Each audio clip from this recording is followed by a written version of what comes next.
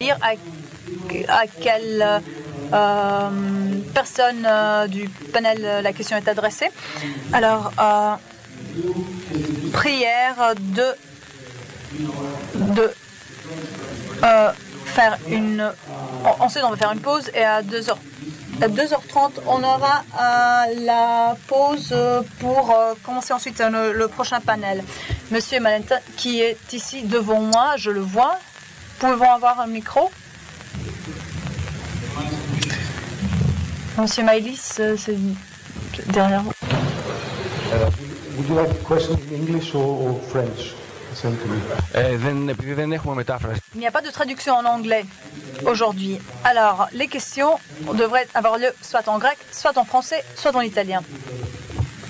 Et surtout pour François Asselineau, il concerne le brave général de Gaulle. Pour autant que je sache, je me rappelle bien, de Gaulle a même quitté les institutions de l'Europe 2 fois dans un problème avec l'Italie en ce qui concerne l'agriculture. C'est de Gaulle qui voulait une Europe des patries et pas une super state. C'était de Gaulle qui a préservé l'indépendance modérée européenne contre les États-Unis et même au sein de l'Europe. Alors ma question en effet, c'est ce que si on considère que c'est un peu irréaliste d'essayer de détruire ce qu'on a déjà fait, mais tout en étant d'accord qu'il faut absolument détruire certains aspects, surtout le supercapitalisme qui nous a tué, les financiarisations, serait-il pas une bonne idée de penser un peu plus à De Gaulle, aller un peu en arrière? C'est ma question. Merci.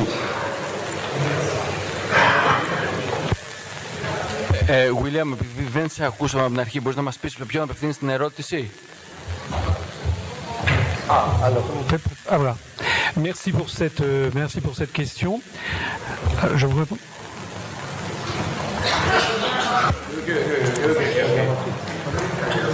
I just didn't understand where the question was, to which was the question aimed, but it's okay.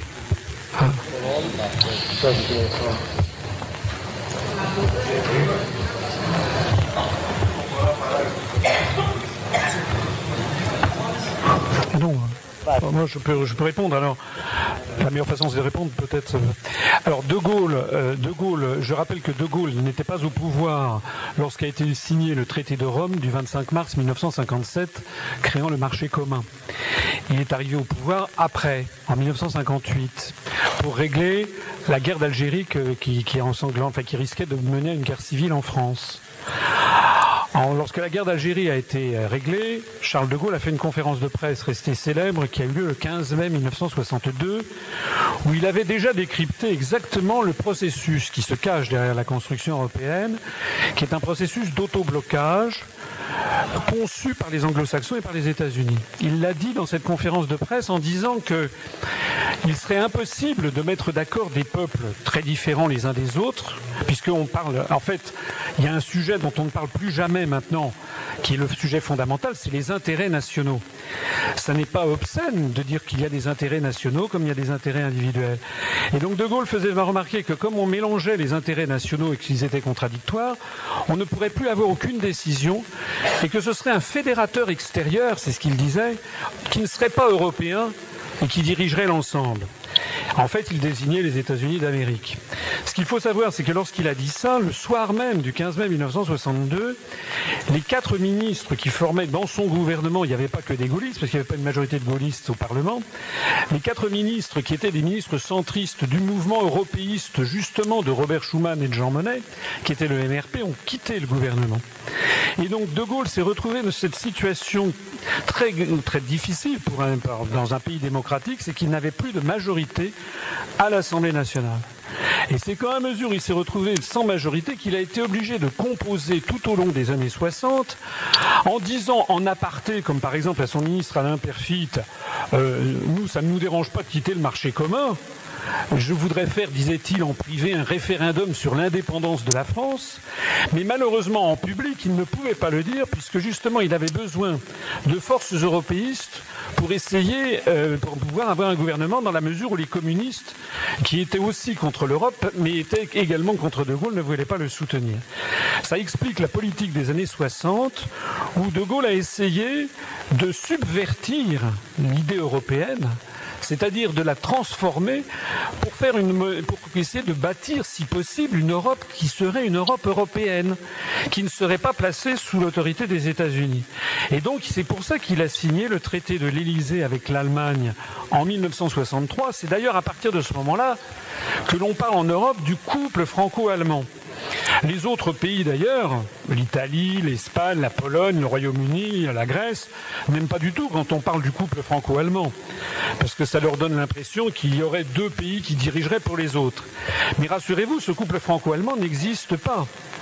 En réalité, les Allemands ont torpillé le traité de l'Élysée de 1963 pour se placer sous l'autorité des États-Unis d'Amérique. En réalité, d'ailleurs, l'Allemagne n'avait pas le choix. L'Allemagne était à l'époque coupée en deux et il y avait toutes les bases militaires américaines en Allemagne. Donc en fait, De Gaulle a essayé tout au long des années 60, sachant qu'il n'avait pas la majorité politique en France pour le faire, il ne pouvait pas sortir de l'Europe, il a essayé de bâtir une Europe qui ne serait pas dans la main des Américains. Il a échoué. Si même De Gaulle a échoué, alors que ce n'était que l'Europe des six et que la France à l'époque avait un très très grand poids, on peut imaginer à quel point maintenant il est illusoire de vouloir changer l'Europe. Je terminerai cette affaire de Gaulle en citant quelque chose, parce qu'il a été question de nationalisme tout à l'heure. Il y a une phrase de Gaulle que j'aime beaucoup, que je cite ici à l'Assemblée. De Gaulle disait « Nous ne sommes pas des nationalistes, nous sommes des patriotes ». Un patriote, c'est quelqu'un qui aime son pays.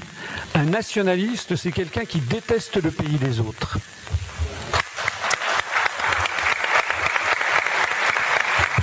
Merci François. Est-ce qu'il y a quelqu'un qui veut ajouter quelque chose de notre... Voilà. Nel mio paese il termine nazionalista, in effetti. Dans mon pays, le terme de nationalisme n'a pas une acception si négative. Nous avions des personnes de gauche nationalistes et il est évident que l'idée de De Gaulle que je partage, peut-être le terme de patriote est plus approprié aujourd'hui, mais auparavant, la gauche, quand on était de gauche, parler de nationalisme était moins scandaleux que d'utiliser le terme de patriotisme. Mais pour s'en tenir au contenu et moins à la forme, je pense qu'il est plus important. Pour répondre à la deuxième partie de votre question, comment nous allons aller de l'avant? Car, si j'ai bien compris votre réponse, De Gaulle est celui qui a demandé aux États-Unis le changement des dollars qu'il avait amassé. Nixon a donné une réponse et qui est la pierre de touche lorsque derrière la monnaie, il n'y avait plus l'or, mais du papier. Depuis 7 août 1971, l'histoire a changé. Nous avons traversé des décennies avec de nombreux bouleversements, mais les erreurs nous ont conduits à ces 3 dernières années de libéralisme. L'avenir sans la théorie et la pratique de l'économie est sans issue. Si on ne comprend pas d'où nous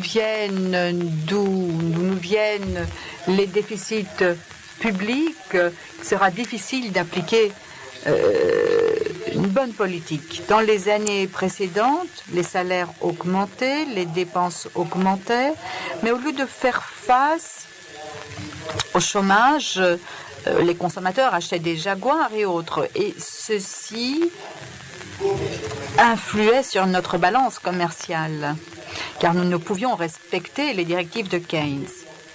Les ce que les industries veulent ne répond plus aux exigences des années 50 et 60. Il faut aujourd'hui qu'un ouvrier soit spécialisé, qu'il soit capable de résoudre des problèmes, qu'il puisse négocier avec les clients. L'augmentation des dépenses ne va pas d'office réduire nos dettes et notre déficit. Le keynesianisme devra être repensé pour aller de l'avant. La gauche l'a abandonné et nous sommes dans une situation encore pire. Ajoutons à cela que la gauche a choisi de soutenir les investisseurs institutionnels et les fonds de pension et a créé ainsi ce capitalisme sauvage, car les fonds de pension ont besoin de recettes, de bénéfices nets. Nous n'en sommes plus à ce capitalisme qui prend le risque. Les capitalistes auparavant investissaient et si après la fin de ce cycle, il avait un bénéfice, il poursuivait. Maintenant, les bénéfices doivent être fixés au début du cycle. Une société innovante qui avait un rendement de 7%, aujourd'hui, que faisons-nous s'il n'y a plus de rendement? Nous licencions, nous fermons boutique, nous réduisons la production afin que les ventes flux sur la production et la réduisent. Mais nous avons ce chômage qui se crée. Pour compléter, nous devons reconquérir ce que nous avions acquis au cours des 30 dernières années grâce à la politique de Keynes, la théorie de Keynes, et aller et revenir à peu près dans les années 80 et repenser Keynes pour pouvoir aller de l'avant et rejeter ces 3 années d'erreur. Merci.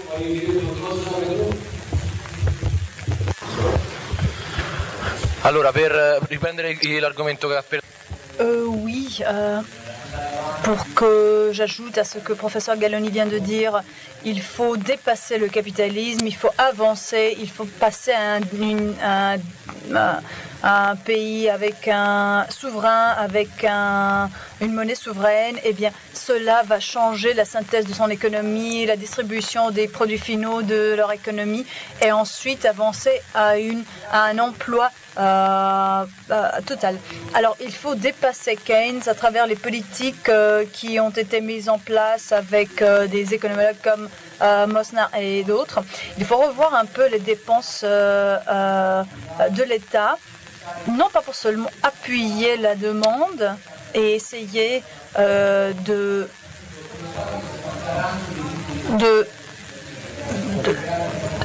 fait, il faut que l'État soit le garant des droits sociaux des citoyens. Il faut avoir un chômage à 0% afin qu'on puisse sortir de la dynamique du profit, car ce qui est produit est produit seulement pour le profit et non pas pour le bien de la société. Et voilà en fait le cercle vicieux du capitalisme. Voulez-vous ajouter quelque chose, Monia ?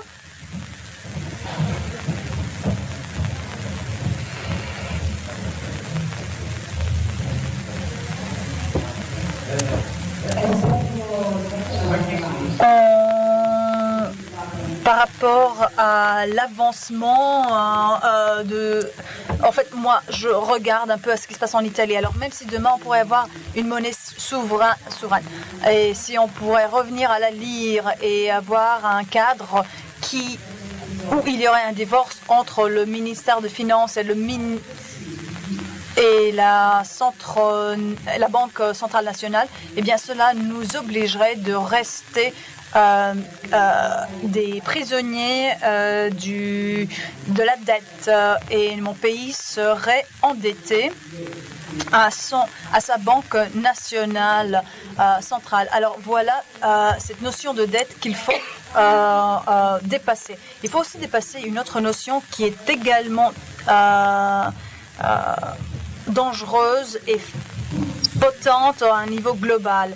Et on parle là de la consommation. Je veux parler de la consommation. La consommation est une question qui, dans les situations existantes, nous avons une valeur seulement si nous sommes des consommateurs. Alors, il faut voir comment cela instaure en fait les classes sociales qui nous ont de suite rendus esclaves. Alors, satisfaire nos besoins afin de vivre d'une manière décente, c'est une chose, mais de suivre de très près tous les besoins qui nous sont imposés par le biais d'un système qui souhaite nous garder en esclaves, c'est une chose très différente. Et là, j'aimerais vraiment me lier à ce que François Asselineau a dit lors de son intervention. Alors, si nous sommes au sein d'un cadre d'une structure européenne qui s'appuie sur les intérêts géopolitiques d'une entité comme les États-Unis, eh bien, sur ce que François Asselineau vient de dire, j'aimerais ajouter quelque chose d'autre. Nous sommes on est dans une union qui est basée sur ce que le plan Marshall a donné en Europe. Alors, n'oublions pas que déjà, dès 1947, William Clinton, la personne qui, provenant du Foreign Office, du ministère des Affaires étrangères des États-Unis, avait dit qu'il fallait garder les marchés européens car autrement les États-Unis devraient rétablir leur économie dès le début. Alors voilà pourquoi les États-Unis, l'année prochaine, ont établi une structure américaine qui avait sa base à Paris et c'était l'OCDE, l'Organisation pour la coopération économique. Alors, voilà une structure qui commençait les négociations de 1951 pour la création qui a mené au traité de Rome en 1957. Alors voilà, on peut voir pourquoi c'est nécessaire pour les États-Unis. Et voilà, de la dépasser est la seule voie de sortir de cette dictature imposée. Merci beaucoup, Monia.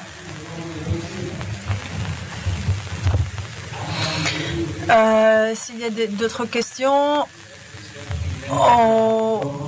il y a des micros dans la salle et vous pouvez vous adresser à ceux qui les portent pour poser des questions.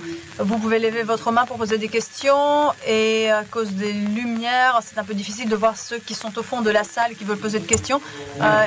Monsieur ici, bien. Oui, tout d'abord, j'aimerais souhaiter la bienvenue à nos amis de l'Italie et de la France qui nous ont honorés avec leur présence dans cette réunion internationale. Je m'appelle, car il faut m'introduire, je suis Yorgos Manzaris. Je suis retraité. Je travaillais dans le secteur des assurances privées. Dans vos analyses très intéressantes, l'analyse de M. Asselineau était très intéressante par rapport à la présentation de la monnaie et Mme Benoni. Et bien sûr, nos amis économologues. Mais j'aimerais dire le suivant. Personne n'a mentionné la création le besoin d'établir la communauté européenne économique. Personne n'a dit comment les Anglais et les Français ont souhaité contrôler l'industrie de l'Allemagne. Vous savez qu'en fait, on veut présenter dans tous les peuples une version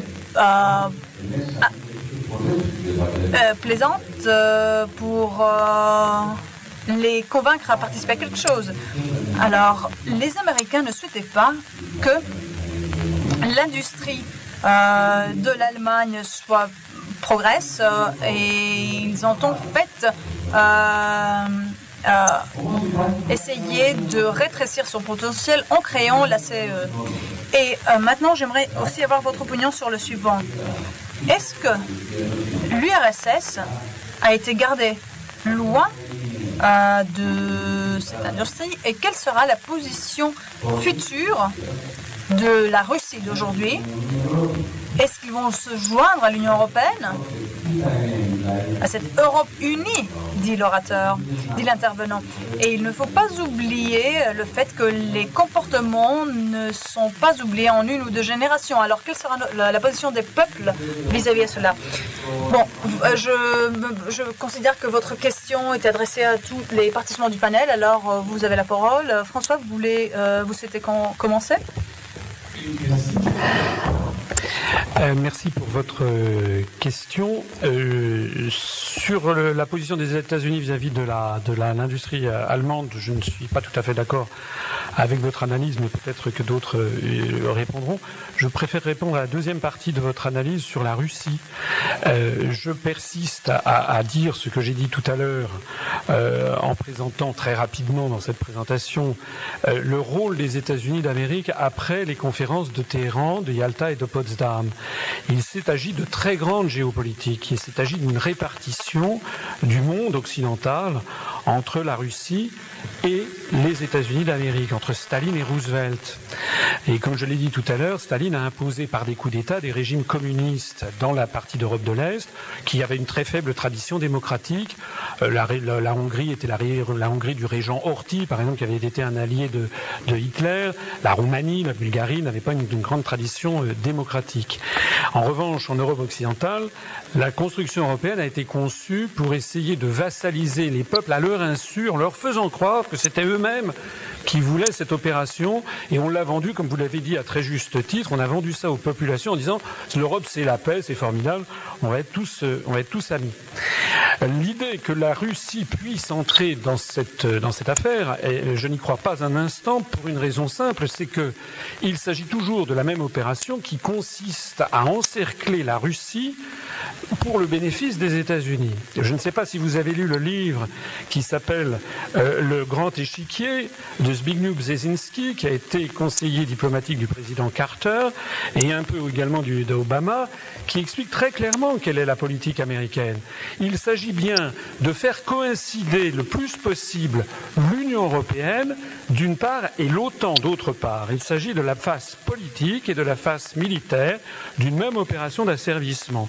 Laquelle opération d'asservissement a pour objectif d'encercler la Russie d'une part, de surveiller le Moyen-Orient d'autre part. Une fois que vous savez ça, vous pouvez comprendre pourquoi la Turquie va entrer dans l'Union européenne.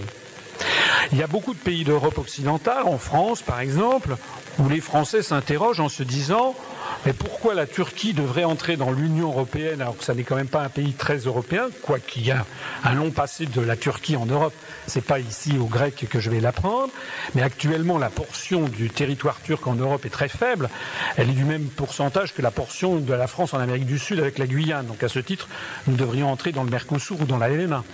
Donc en réalité, la Turquie va entrer dans l'Union européenne parce que les États-Unis en ont décidé ainsi, parce que la Turquie fait partie de l'OTAN et parce que c'est le flanc sud de l'OTAN pour surveiller la Russie.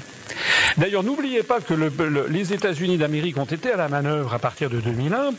C'est les États-Unis et George W. Bush qui a exigé que tous les nouveaux États de l'Est entrent d'abord dans l'OTAN, puis dans l'Union européenne. Ça, c'est l'élargissement qui a eu lieu en 2004 puis en 2007 avec, d'une part, les 10 nouveaux États de l'Est, puis les deux derniers, la Roumanie et la Bulgarie, et puis en plus, le tout dernier, celui de cet été avec la Croatie. Ça a été voulu par les États-Unis d'Amérique, et le prérequis qui avait été imposé par Washington, c'est qu'ils entraient d'abord dans l'OTAN et ensuite dans l'Union européenne.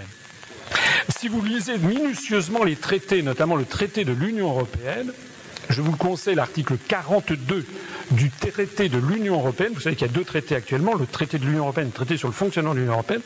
Le premier, le traité, l'article 42, subordonne la politique étrangère de sécurité et de défense de l'Union européenne à l'OTAN. Donc il s'agit bien d'une mainmise politique et militaire et commerciale avec le grand marché transatlantique des États-Unis d'Amérique. C'est la raison pour laquelle jamais la Russie n'est pas prévue au programme, hein. Elle n'est pas du tout prévue au programme, elle est au contraire prévue pour être encerclée. C'est d'ailleurs la mise des missiles le long des frontières dans les pays baltes ou en Pologne qui a provoqué par rétroaction la décision de Poutine de mettre des missiles S-300 en Biélorussie ou le long de la frontière russe. Et vous avez suivi, on est en pleine actualité, vous avez suivi ce qui vient de se passer en Ukraine où sur pression russe, l'Ukraine est un peu un pays tampon que veulent s'arracher Moscou et Washington. Washington, par l'intermédiaire de l'Union européenne, a voulu faire entrer l'Ukraine dans l'Union européenne et Moscou, au contraire, veut garder l'Ukraine, considère que l'Ukraine fait partie de son glacis géopolitique à elle, la Russie. Merci François. Antonino mu zitse na... Merci beaucoup François. Antonino m'a demandé de répondre aussi. Prendere spunto da questa domanda e anche da quello che è stato risposto per cercare. J'aimerais répondre à la question qui a été posée en envisageant cette situation de manière plus précise. Par rapport à l'actualité d'aujourd'hui, la Russie a très peu de chance d'adhérer à l'Union européenne, mais nul, selon ce qui a été dit, nul ne peut avoir une relation plutôt organique avec l'Union européenne.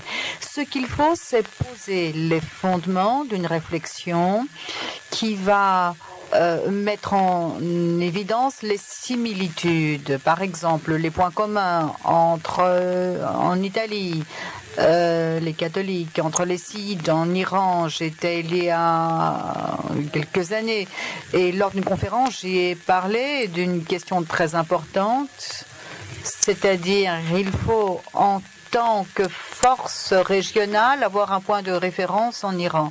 On me regardait un peu bizarrement.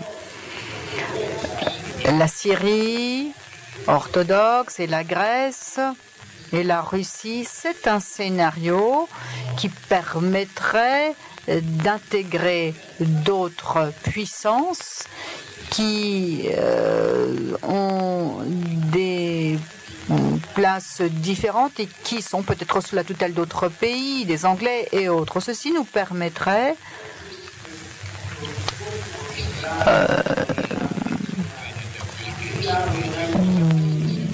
d'espérer. Nous vivons une époque où les événements progressent rapidement et ce pourquoi il aurait fallu des siècles auparavant peut arriver en quelques mois aujourd'hui. Merci Antonino. Francesco, désire-t-il ajouter quelque chose? Est-ce que vous voulez intervenir? Non, compléter? Donc nous passons à la question suivante.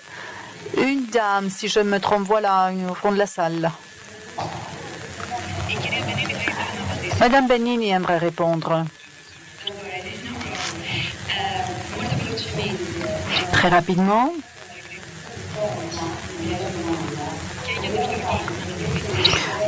Concernant d'une part l'aspect historique de cette question, c'est-à-dire l'intérêt du Royaume-Uni et de la France à freiner l'industrie lourde de l'Allemagne et ce besoin de création de la CE, les réponses nous sont apportées par les événements historiques.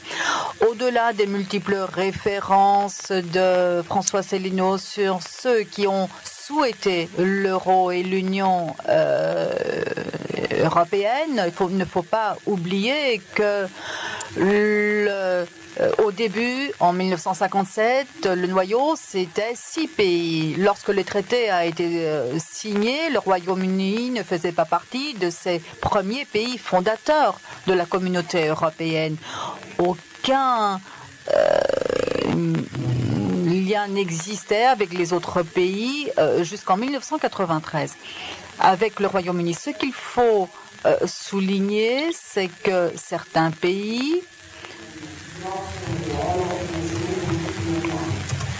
pour qu'ils soient créés, certaines régions de neutralité pour qu'elles soient créées qui seraient utiles, et enfin pour renforcer l'axe indispensable avec les États-Unis à l'époque après la Seconde Guerre mondiale, et par ailleurs pour des raisons géopolitiques, y compris économiques. Il fallait prévoir certains bastions sur le continent européen et certains points de suprématie économique, de pouvoir économique. Madame en blanc. Une question que j'adresse à François. En Grèce, depuis le début de la crise, très souvent on s'est dit, on a entendu dire que la crise en Europe, c'est le dollar qui s'abat sur l'Europe. Je voudrais ajouter à cela d'autres paramètres sur la position que vous avez exprimée, c'est-à-dire que l'Amérique voulait de l'euro. Et pourquoi est-ce que je cible sur cela? Car actuellement, nous avons la création d'une domination mondiale. L'ancien Premier ministre Papandréou avait dit que nous voulons un gouvernement international mondial et nous sommes pressés que cela se réalise. Si c'était les États-Unis, nous avions eu des rapports entre États, car est-ce qu'à l'époque, les États-Unis étaient un empire qui voulait la création d'une autre monnaie? Si c'était le cas, ils auraient souhaité la mise en place du dollar et non pas de l'euro. Donc quelqu'un d'autre voulait la création, la mise en place de cet euro, et qui sont aujourd'hui encore, cet autre, ceux qui promeuvent cette dictature de l'Europe. Et cette dictature mondiale, car nous avons maintenant des tentatives d'unification en Afrique, dans la période de l'Eurasie. Et leur objectif, c'est qu'à travers l'euro, nous ayons une union de l'Europe et des États-Unis pour arriver à ce gouvernement mondial tant souhaité. Je dirais donc qu'il faudrait voir qui sont ceux qui se trouvent derrière les États-Unis, qui voulaient cette unification. Je considère que ce sont ceux qui déjà à l'époque avaient les multinationales entre les mains, une oligarchie économique, une élite économique des États-Unis, qui aspiraient à la relance de l'Europe à l'époque et qui, à travers les multinationales, sont venus en Europe en profitant et en faisant usage de la monnaie, Rockefeller, Rothschild, etc., qui contrôlaient la monnaie et qui en sont aujourd'hui à maîtriser, à contrôler l'alimentation, l'énergie, d'autres biens fondamentaux qui sont à la base de la structure et du fondement européen. Et voilà où se trouve le problème de ce renversement, c'est-à-dire comment renverser une structure économique. Ce n'est pas une question uniquement de monnaie, et il ne s'agit pas simplement de retourner à sa monnaie nationale. Comment allons-nous lutter contre ces structures économiques qui ont été créées? Voilà le problème. François, nous avons entendu un point de vue différent. Vous voulez bien répondre? Oui. Nous faisons de la politique. Nous ne sommes pas forcément non plus des théoriciens qui recherchons toujours la cause de la cause de la cause des causes. Ce que j'observe, moi, c'est que les projets de gouvernement mondial ont singulièrement du plomb dans l'aile et d'ailleurs ne sont pas ce qui ressort d'un livre comme par exemple, j'ai cité tout à l'heure Zbigniew Brzezinski, là je citerai Samuel Huntington avec le livre qui s'appelle The Clash of Civilizations and the Remaking of World Order, le choc des civilisations et de la refondation de l'ordre mondial. Dans les visions qui sont celles des think tanks américains, il n'y a pas de gouvernement mondial. Il y a un gouvernement de la zone Amérique du Nord, Europe, ce qu'ils appellent le monde judéo-chrétien. Il y a une unification de la zone Amérique latine. Il y a une unification du monde musulman. C'est d'ailleurs délirant puisque ça va du Sénégal jusqu'à la Papouasie-Nouvelle-Guinée. C'est donc en mélangeant des ethnies, des anthropologies, des variantes de l'islam extraordinairement différentes. Il y a un monde orthodoxe, il y a un monde chinois, il y a un monde indien, un monde japonais, et puis il y a le monde africain hors monde musulman. C'est ça quand même la réalité de ce qu'on nous vend actuellement sous le terme de monde multipolaire. Et il faut reconnaître que le projet actuel de grand marché transatlantique va dans cette direction de la constitution d'une espèce de groupe de pays unifiés par la ruse, en définitive, par la monnaie, par les médias, par le lavage de cerveau médiatique, par la musique, par la chanson, par les films, tout ceci étant obéissant à un objectif d'unification du monde, Amérique du Nord et puis Europe. Je ne crois pas qu'il s'agisse d'une unification planétaire. Je disais tout à l'heure qu'on n'en voit vraiment pas le chemin, puisque au même moment, rappelez-vous par exemple que l'organisation de la coopération de Shanghai, qui fait que maintenant la Russie, la Chine sont des rencontres régulières en matière militaire. Si vous y ajoutez par ailleurs le Kazakhstan, l'Ouzbékistan, l'Inde comme pays observateurs, on a 60% de la population mondiale qui sont en train de passer une alliance militaire contre les États-Unis d'Amérique. Moi, je voudrais ici porter un message d'espoir. Pas seulement un message de lamentation. Et un message d'espoir, c'est que, d'abord, quand on dit américain, quand je dis américain, je parle bien des dirigeants d'une oligarchie américaine. Je suis d'ailleurs d'accord avec vous sur le fait que je ne parle pas uniquement du gouvernement de Washington. Ce sont aussi des lobbies. Il y a des lobbies divers et variés qui s'exercent sur le gouvernement américain, bien entendu. Mais ce que je dis là n'est pas anti-américain par principe. Il y a aux États-Unis d'Amérique des millions de personnes. Je pense quelqu'un comme Ron Paul, par exemple, et bien d'autres, ou Noam Chomsky, qui ont des propos, qui tiennent des analyses encore plus sévères que les miennes sur leur propre gouvernement.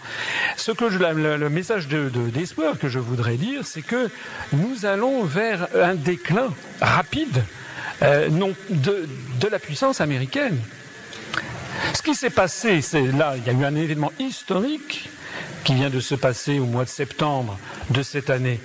C'est le coup d'arrêt qui a été donné à l'hégémonie américaine par la Russie en Méditerranée orientale, lorsque les 2 missiles qui ont été envoyés de la Méditerranée orientale, probablement par les Américains à partir d'un croiseur, ont été détruits. L'un en vol et l'autre a été envoyé dans la mer par des missiles S-300 russes. Donc désormais, ce dont les militaires en parlaient sans trop le savoir, mais maintenant on en est sûr, la Russie, par ses missiles S-300, mieux encore les S-400 et encore mieux les S-500, maintenant aurait, semble-t-il, effectivement 15 ans d'avance sur les États-Unis en matière de défense antiaérienne. Or justement, l'attaque aérienne, c'est le grand atout des États-Unis d'Amérique.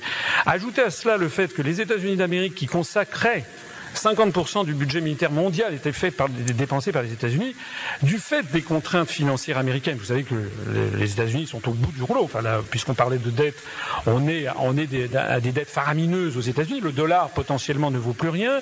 Vous avez vu que nous avons ce sketch à peu près tous les ans ou tous les 6 mois où il s'agit que le Congrès américain vote une relève du plafond d'endettement américain.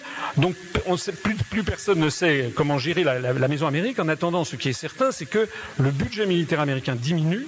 Il est tombé, si j'ose dire, de 50% à 46% du budget militaire mondial. Et au même moment, vous avez le budget militaire russe et le budget militaire chinois qui sont en très forte augmentation. Le budget militaire chinois est en augmentation exponentielle. Donc, ce à quoi nous assistons, c'est un rééquilibrage des pouvoirs. Et vous savez probablement qu'en 2016, c'est-à-dire demain, en parité de pouvoir d'achat, comme disent les économistes, le produit intérieur brut de la République populaire de Chine va dépasser celui des États-Unis d'Amérique. C'est-à-dire que la première économie mondiale demain, c'est-à-dire en 2016, ce sera l'économie chinoise. En PIB brut, parité de pouvoir. Déjà, je ne parle pas de PIB par habitant, mais comme il y a 4 fois plus d'habitants en Chine qu'aux États-Unis, ça veut dire que le PIB par habitant des Chinois c'est déjà hissé au quart du PIB par habitant des États-Unis. On assiste donc à un rééquilibrage qui permet de voir que probablement l'hégémonie américaine est derrière nous, et c'est d'ailleurs ce qui donne une chance historique aux pays d'Europe pour reconquérir leur liberté, leur souveraineté, pas pour se faire la guerre, bien entendu. D'ailleurs, en plus de ça, ce sont des pays en déclin démographique, les pays en déclin démographique en général ne se font pas la guerre, mais bien entendu pour faire revenir, quelqu'un a dit tout à l'heure, j'étais tout à fait d'accord, une espèce de nouveau traité de Westphalie, ou peut-être mieux encore, un nouveau congrès de Vienne de 1815, avec une union des nations en général, avec la nécessité d'avoir non pas un gouvernement mondial, mais une enceinte internationale qui ne saurait être finalement que l'Organisation des Nations Unies. L'ONU ne marche pas bien, c'est vrai, mais pourquoi est-ce qu'elle ne marche pas bien ? C'est parce que les pays membres, les principales grandes puissances, ne respectent pas la charte, et en particulier les États-Unis ne la respectent pas. Mais les grands principes fixés par la charte de San Francisco qu'ont créé l'ONU, à mon avis, sont des principes d'avenir.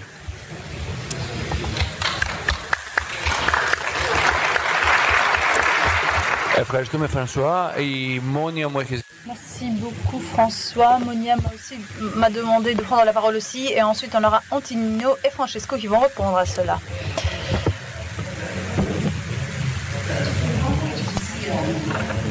Sur le fait qu'il y ait des personnalités dans la scène internationale politique qui ont en tête la notion d'un gouvernement mondial, global, est évidemment hors question. Mario Monti, dans son livre La démocratie en Europe, parle évidemment de cela. Et oui, on pourrait avoir un tel gouvernement. On pourrait en fait nous globaliser, si vous voulez, sur ce registre, du point de vue géopolitique aussi. Mais il y a des élites qui travaillent dans des groupes clos, et certains considèrent qu'en fait ce sont des complots. Il y a des personnes qui parlent du club Bilderberg, d'Aspen, du Conseil européen de relations étrangères, etc. Bon, il y a des groupes de travail qui ont en tête cette idée de pouvoir global, d'une force transatlantique. Bon, à part cela, quand même, l'évolution, en fait, est telle que on change. Il faut changer la géographie. Il y a un changement de l'équilibre. Les équilibres changent de temps en temps. Et en fait, là, il y a le souhait de remplacer le monopole américain avec un groupe de pays qui vont prendre action. Et la crise de la Syrie, en fait, nous donne une idée de cette économie globalisée. Et je pense qu'il faut voir, en fait, les directives au sein de l'Union européenne. Il y a les directives qui engagent les pays membres de l'Union européenne au secteur de la santé, de la nutrition, de la manufacture, de la production agricole. Alors, toutes ces directives, en fait, sont rédigées en tant que projet d'idées provenant d'une table ronde qui n'est pas la table ronde du roi Arthur, mais la table ronde du lobby de Bruxelles, qui est la table ronde européenne. Et cela est géré par les représentants des multinationales, des entreprises multinationales européennes basées en Europe et de par le monde. Alors les décisions sont prises là. Tout cela a eu lieu pour créer des profits supranationaux transatlantiques en Chine et en Inde. Alors, je pense qu'il faut sortir et qu'il faut revenir, si vous voulez, sur une perspective de des classes. Et je pense qu'il est très important de convaincre les classes sociales plus basses de lutter pour améliorer leur position.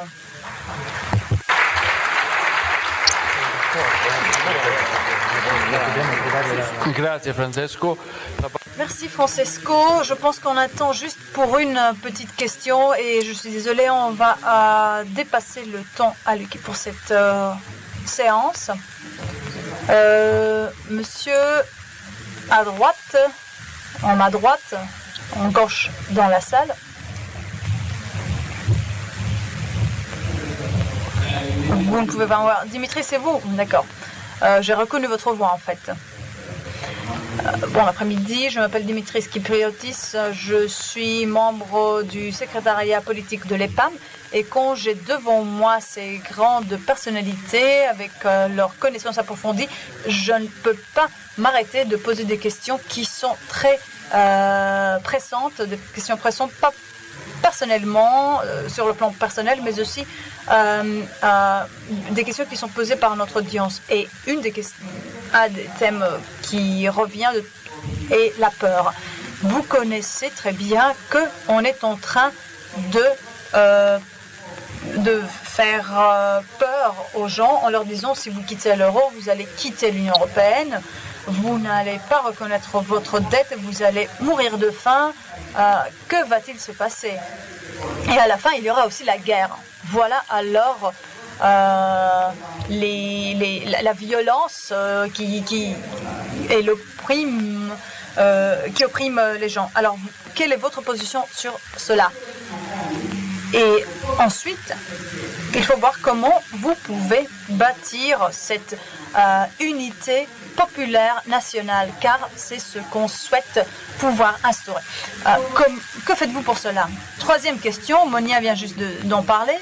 Il s'agit des médias qui nous traitent tous comme non inexistants, comme si on n'était pas là. Je pense que le même doit être le cas dans vos pays. Voilà, cette réunion aujourd'hui n'est pas présentée dans les médias. Hier, avant-hier, on avait une estimation un sondage en fait qui donnait à EPAM un 7,1% dans la ville d'Athènes pour les élections parlementaires. Alors vous voyez que il n'y a personne qui parle de l'EPAM, de cette réunion, même en vue de cette participation dans les élections. Dimitris Kypriotis, permettez-moi de répondre à la troisième partie de votre question et j'aimerais dire que je suis pas vraiment tout à fait d'accord avec ce que vous avez dit, car ce n'est pas une isolation à 100%. Il y a des médias qui appuient notre mouvement, les mouvements des citoyens contre les mémorandas. Et on considère que le porte-voix Tochoni, notre journal, est un de ces médias. Et c'est pour cela qu'on fait des efforts. On fait des efforts et on essaie de faire quoi? De unifier toutes les forces qui œuvrent pour le même objectif et agrandir notre audience. On n'a pas bien sûr le capital qui nous appuie pour avoir de la publicité au journal de 20h, avant le journal de 20h, mais on fait ce qu'on peut pour que le mouvement se renforce. Et maintenant je vais donner la parole à Antonino à côté de moi qui veut commencer avec ses réponses. Posso, sì. Allora, prima di tutto, da economista vorrei dire ai miei amici greci, ma che paura avete di uscire dall'euro? Ma veramente pensate di poter peggiorare la vostra condizione? Avete una notevole fantasia. A queste condizioni non avrei dubbio, e vi dico di più, che se voi dite vi alzate in piedi e dite usciamo dall'euro, può darsi che... Si vous vous opposez, si vous sortez de l'euro, peut-être il y aura d'autres solutions également à négocier. Mais n'oubliez pas, ne craignez de sortir, d'abandonner l'euro. Personne ne connaît les effets. Deuxièmement, qui peut vous expulser d'Europe? Vous êtes ceux qui ont arrêté les Perses dans l'Antiquité à 2 reprises. Il ne faut pas l'oublier. Vous pensez que les Italiens, les Siciliens, ceux de Calabre ou d'Apulie, ne savent pas que dans leur sang, il y a du sang grec et moi en premier qui est né de père sicilien. Évidemment, vous n'avez rien à craindre et nous n'avons rien à craindre en Italie et faire ce qui est de notre droit. Et pour l'autre partie de votre question, permettez-moi de ne pas répondre, nous n'avons pas le temps. Bien sûr, il faut s'organiser. Notre mouvement de 5 étoiles en Italie était enregistré de nombreuses réussites, comme bien les PAM, comme bien d'autres. Mais je pense que nous allons trouver une base sur laquelle nous pouvons nous unir. Et ce qu'il nous faut, c'est le potentiel humain différent de celui qui nous a gouverné et très mal gouverné jusqu'à présent. Mais sur ce, permettez-moi d'exprimer certains doutes.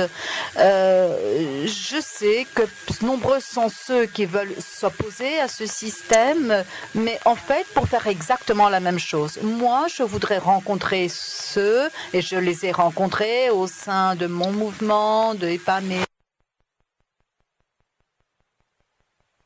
agir autrement, qui veulent abandonner des narcissismes, des égoïsmes et autres, ceux qui veulent qui s'intéressent à la politique et qui veulent agir sur le plan politique pour arriver à une solution. Merci Antonini. Je voudrais compléter en disant que ce n'est pas une question de fantaisie des Grecs. Cette crainte et cette terreur, elle est cultivée tous les jours à travers les médias. C'est une crainte qui est tous les jours donnée à petites gouttes dans les corps, aux Grecs, et sur Facebook, sur Internet, on peut lire que nous aurons même des extraterrestres qui viendront en Grèce si on dit non, si on sort de l'euro, si on dit non à nos créanciers étrangers qui essayent de nous dominer. Est-ce que quelqu'un d'autre voudrait prendre la parole? Monia?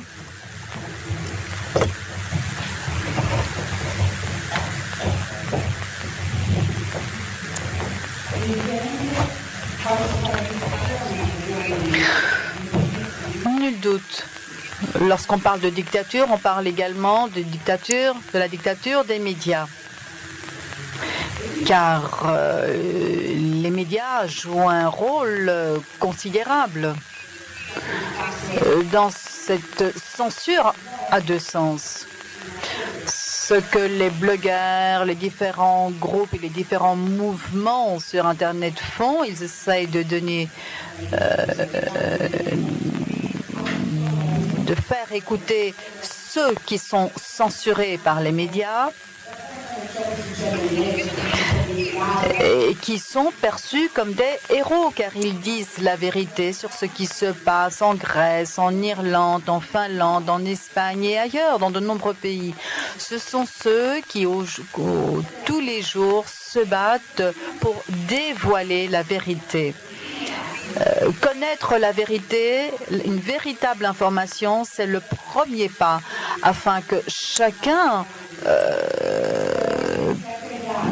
tous ceux qui ont le sentiment qu'il faut unir nos forces, même sur le plan international, soient pris en compte pour mener les mêmes batailles qui peuvent nous conduire à s'être libérés.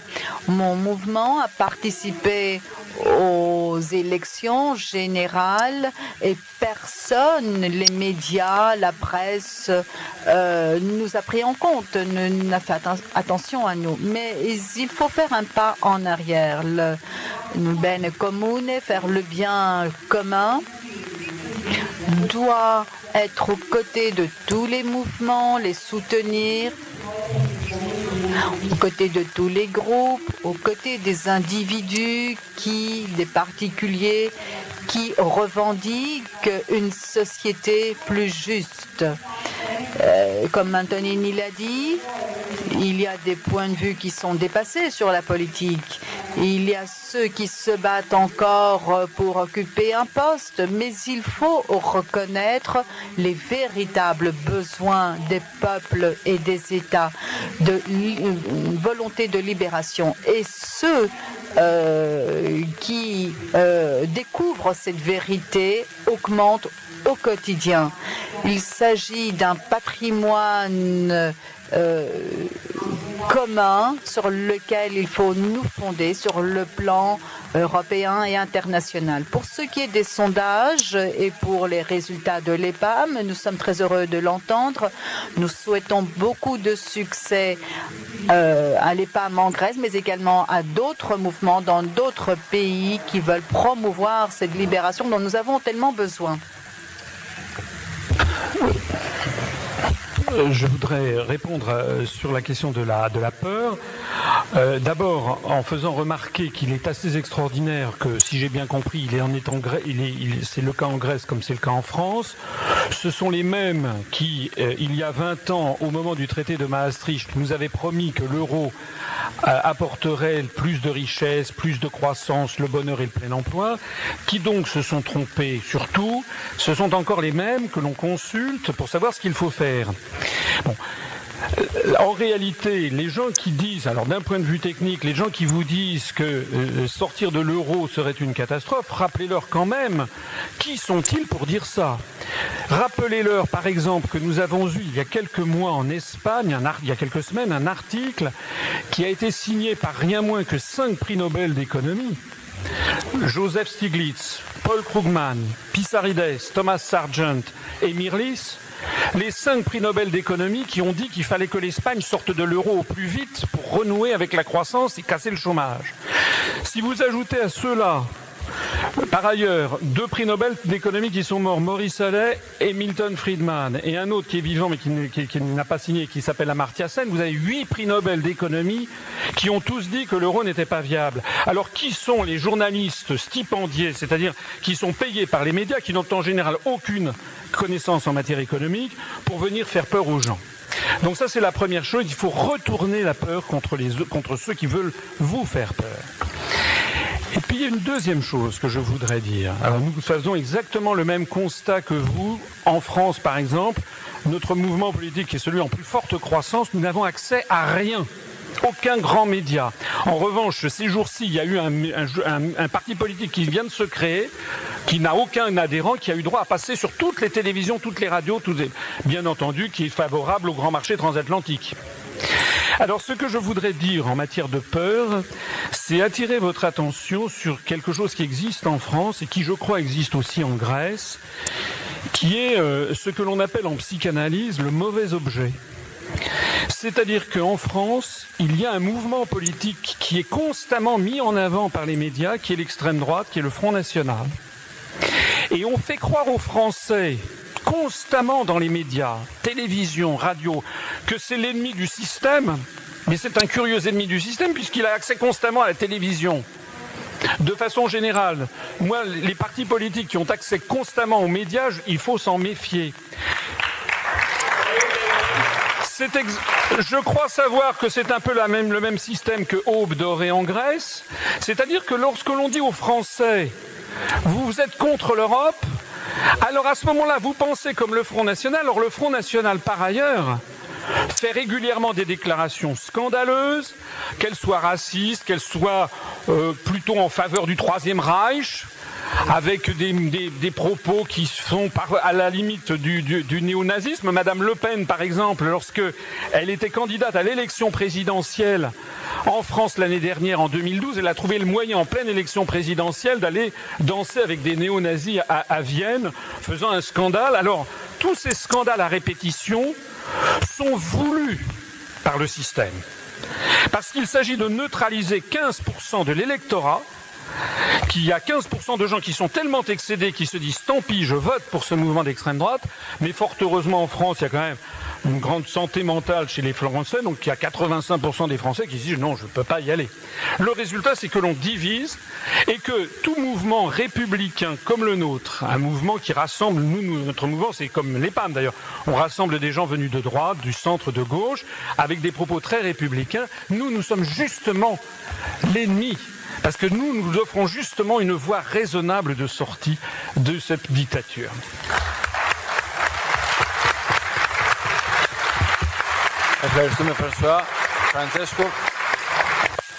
Merci François.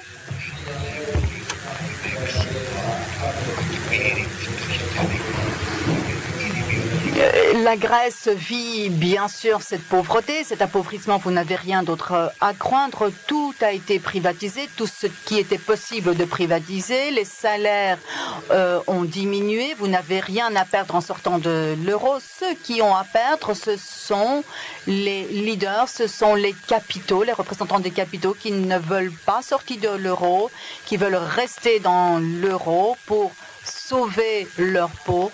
En fait, les questions que je poserai à ceux qui ont peur de sortir de l'euro, ce sont les questions suivantes. Est-ce qu'il y aura une augmentation de l'inflation et de la pauvreté? Mais elle existe en Grèce. Elle se répand et elle va augmenter tant que vous restez au sein de l'euro. Et ces politiques vont continuer à être appliquées tant que la situation demeure. Il faut changer de modèle, de paradigme économique. C'est la seule voie, c'est la seule issue. Merci Francesco, merci à tous. Je considère que la question de Kypriotis était la question qui résumait tout. Il reste encore une question d'Espagne.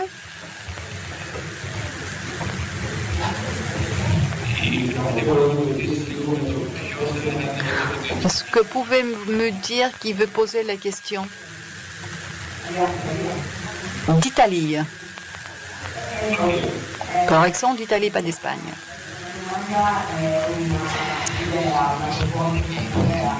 Je ne voudrais pas poser de questions, mais je voudrais avancer une proposition. Pour lutter contre la peur, il faut être unis, se sentir que les autres sont également à nos côtés. Et au-delà du fait qu'il faut d'abord avoir un projet, une économie politique à développer. Mais pour arriver à cela, il faut être en mesure de pouvoir se faire écouter par le peuple italien, grec et autres. Selon moi, il faut créer un mouvement international en préservant nos particularités nationales, bien sûr, mais créer un mouvement international avec un nom commun, une dénomination commune, afin qu'on ne puisse pas être qualifié de nationaliste et accusé de fascisme, de nazisme ou autre. C'est, selon moi, la seule façon d'unir nos efforts, de mutualiser nos efforts, de faire entendre ceux qui ne participent pas encore à l'EPAM, par exemple, ils n'ont pas encore participé au mouvement Bene Comune ou à d'autres mouvements. Se réunir donc sous un mouvement de libération internationale. À partir de là, chacun, bien sûr, peut développer ce mouvement dans son pays, mais je pense qu'il nous faut une dénomination commune, sachant qu'il y a des conférences internationales qui ont lieu, car c'est la seule façon de pouvoir être visible par les médias.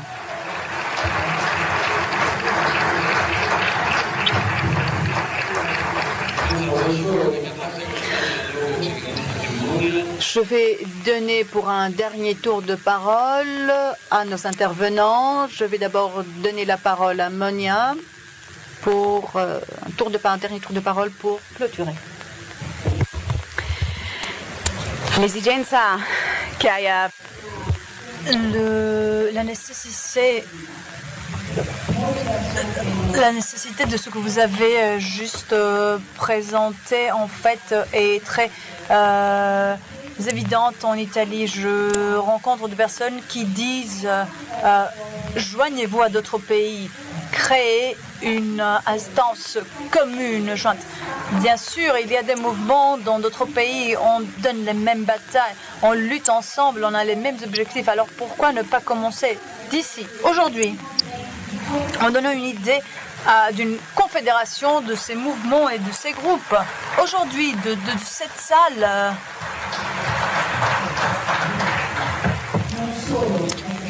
et non pas seulement...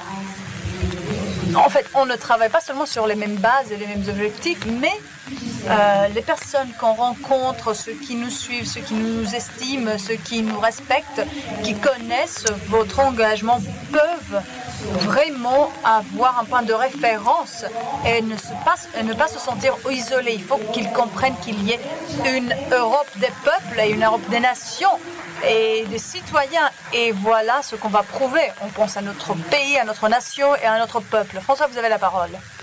Merci. Je voudrais commencer par remercier encore une fois l'EPAM pour son organisation remarquable et pour la haute tenue des débats qui vient d'avoir lieu. Je trouve effectivement que l'idée d'avoir une confédération internationale est une bonne idée. Quand on dit international, ça veut bien dire international. C'est un sujet que nous n'avons pas évoqué, mais qui, en tout cas, nous est cher. C'est l'idée qu'il n'y a pas de raison au troisième millénaire, au XXIe siècle, de limiter les questions de solidarité au strict périmètre de l'Union européenne. Parce que c'est le principe même, que nous contestons, qui voudrait qu'il y ait, comme on dit en français, je ne sais pas si c'est facile à traduire, on dit il y a les torchons et les serviettes. Donc pour nous, il n'y a pas de pays torchons et de pays serviettes. Ça veut dire que nous avons effectivement de très bonnes relations avec des pays d'Europe, c'est très bien, mais quand on est en France, on a des relations souvent beaucoup plus importantes avec les pays du Sud, comme la Tunisie, le Maroc, l'Algérie, le Sénégal, les pays de la francophonie, que l'on trouve en Afrique, notamment. Et il n'y a pas de raison, d'autant plus que d'ailleurs nous avons maintenant une proportion non négligeable de Français originaires de ces anciennes colonies, il n'y a pas de raison pour lesquelles nous devrions bâtir une Europe, quelle que soit sa dénomination, et qui aurait vocation à se séparer de ces pays du Sud. Bien au contraire, parce que si nous voulons assurer la paix au XXIe siècle, nous devons essayer de faire prévaloir un ordre mondial, un ordre économique qui soit plus juste que celui qui existe, qui permette de développer chacun dans sa propre nation. C'est la raison pour laquelle moi je suis favorable à ce genre de confédération, de partis politiques, à condition que le périmètre en soit ouvert, qu'il milite pour une planète qui soit ouverte et qui ne soit pas limitée par des périmètres que je trouve toujours un petit peu suspects. Le périmètre du monde blanc, par exemple, celui qui recoupe exactement celui d'ailleurs du monde judéo-chrétien que veulent nous imposer les Américains. S'agissant des pays d'Europe, moi je me félicite de rencontrer ici des représentants d'autres mouvements politiques qui pensent la même chose que nous. Ce à quoi nous faisons toujours très attention, c'est à la précision des analyses et la précision des propositions. Parce qu'en France, je crois que c'est un peu pareil ailleurs, la scène politique française, elle est encombrée par des mouvements politiques qui sont très très critiques contre l'Europe et contre l'euro. Extrêmement critiques. Mais quand on en arrive, d'abord les analyses sont toujours partielles et superficielles, on ne va jamais au fond des choses. Et deuxièmement, quand on en arrive aux propositions, il n'est jamais question de sortir de l'Europe ni de sortir de l'euro. C'est toujours un autre euro, quelque chose comme ça. Or, j'ai montré, statistiques à l'appui, que nous ne pourrons pas avoir un autre euro. On ne peut pas avoir une autre Europe, parce que pour réformer l'Europe, il faudrait avoir l'unanimité des 28 États membres.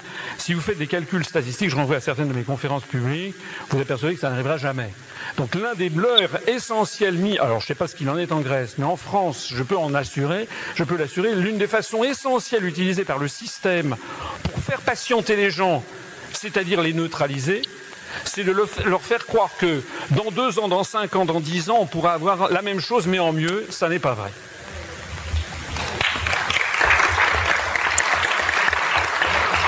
Merci François. Francesco e Serasio. Io credo che già Francesco, vous avez la parole.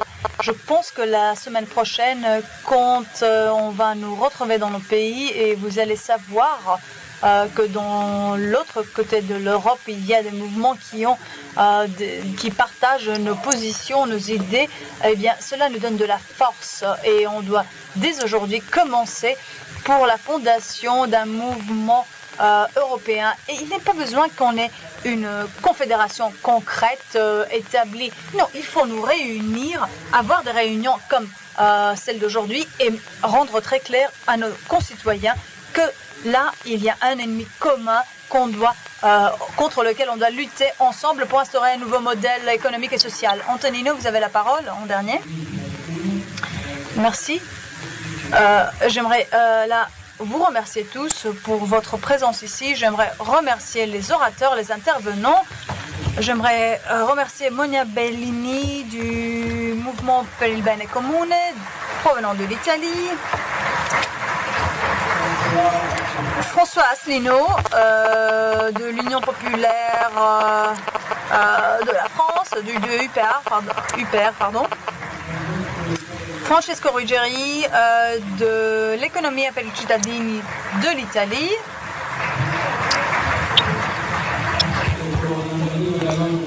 Et Antonino Galloni des 5 étoiles de l'Italie. J'aimerais aussi remercier les femmes, les gens qui ont travaillé pour l'organisation de ce panel. J'aimerais remercier Calypso, Thanas Laskaratos, Dimitris Kypriotis et surtout Dimitris Kazakis qui a rendu tout cela possible. Je pense que c'était une discussion fort intéressante et je vous remercie tous.